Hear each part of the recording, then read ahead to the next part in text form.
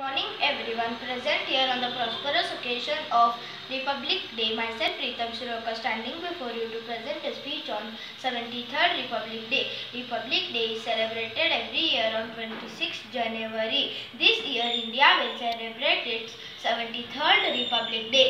Republic Day is celebrated to remember the historic movement when India became an independent republic country.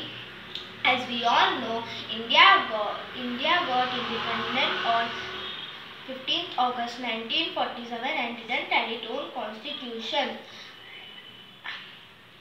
and was governed by the law implemented by the British.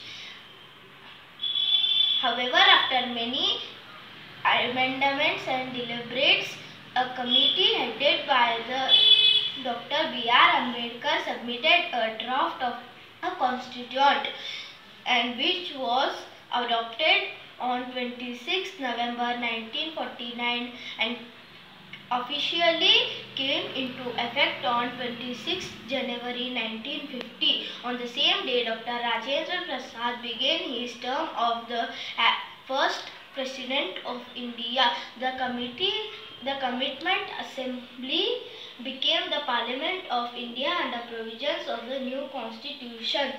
Ever since independence, the main celebration of Republic Day has been held at National Capital New Delhi at the Rajpath in the presence of President, Prime Minister and other high-ranking officials of India. As a tribute to India on Republic Day, ceremonial parade takes place at Rajpath. The ceremonial parade begins at the gates of Rashtrapati Bhavan, followed by Rasina Hills. The flag hoisting ceremony at the Rajpath in National Capital takes place at mostly 8 p.m.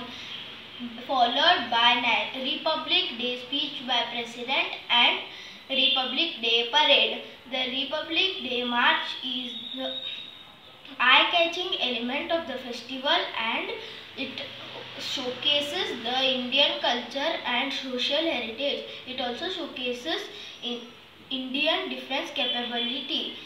I want to end this speech by saying that India is a democratic country. The citizens living in democratic country